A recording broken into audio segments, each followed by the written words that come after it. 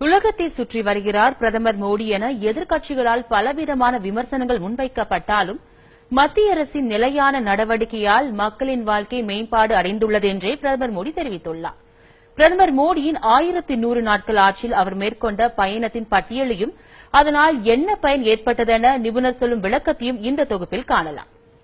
3 ஆண்டுகளை நிறைவு செய்திருக்கும் மத்திய அரசு சாதனைகளை மக்கள் மத்தியில் பறைசாற்ற வேண்டும் என்று தன்னுடைய கட்சியினருக்கு உத்தரவிட்டுள்ளது.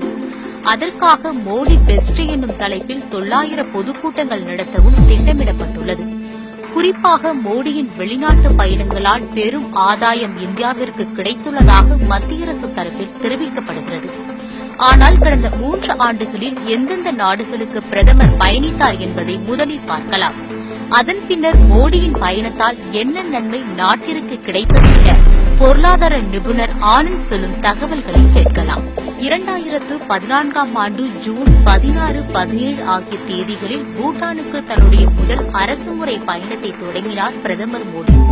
அதன் பின்னர் அசுர வேகம் எடுத்து அவரது உலக பயணம் ஜூலை 13 முதல் 14 வரை பிரேசில், ஆகஸ்ட் 3 முதல் 4 வரை நேபாளம், ஆகஸ்ட் 30 மற்றும் செப்டம்பர் 3 ஜப்பான், செப்டம்பர் 26 முதல் 30 வரை அமெரிக்கா, நவம்பர் 11 முதல் 13 வரை மியான்மர், நவம்பர் 14 முதல் 18 வரை ஆஸ்திரேலியா, நவம்பர் 19 வெளிநாடு, நவம்பர் 25 முதல் 27 வரை நேபாளம், 2015ஆம் ஆண்டு மார்ச் 10 முதல் 11 வரை செஷல், மார்ச் 11 முதல் 13 வரை மொரிஷியஸ், மார்ச் 13 முதல் 14 வரை ஸ்ரீலங்கா, மார்ச் 23 சிங்கப்பூர், ஏப்ரல் 9 முதல் 12 வரை பிரான்ஸ், ஏப்ரல் 12 முதல் 14 வரை ஜெர்மன், ஏப்ரல் 14 முதல் 16 வரை கனடா, மே 14 முதல் 16 வரை சீனா, மே 16 முதல் 17 வரை மங்கோலியா, மே 18 முதல் 19 வரை சவுத் ஆப்பிரிக்கா,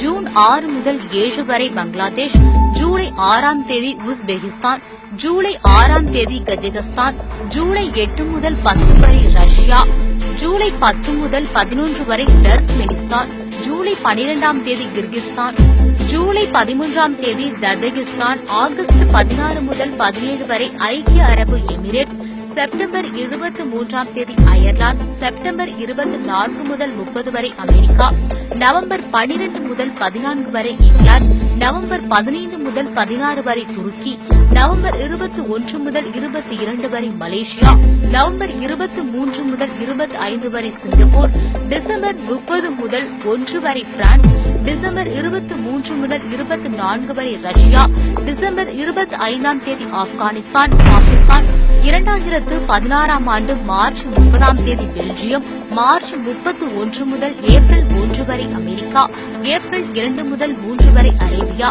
மே 22 முதல் 23 வரை ஈரான், ஜூன் 4 ஆப்கானிஸ்தான், ஜூன் 4 முதல் 5 வரை கத்தார், ஜூன் 6 சுவிஸ், ஜூன் 6 முதல் 8 வரை அமெரிக்கா, ஜூன் 9 மெக்சிகோ, ஜூன் 23 முதல் 24 வரை உஸ்பெகிஸ்தான், ஜூலை 7 மொசாம்பிக், ஜூலை 8 முதல் 9 வரை south Africa, July 10 Tanzania, July 11 Kenya, September 2 முதல் 3 வரை வியட்நாம், செப்டம்பர் 4 முதல் 5 வரை சீனா, செப்டம்பர் 7 முதல் 8 வரை லாவோஸ், நவம்பர் 10 தாய்லாந்து, நவம்பர் 11 முதல் 12 வரை ஜப்பான், 2017ஆம் ஆண்டு மே 11 முதல் 12 வரை இலங்கை.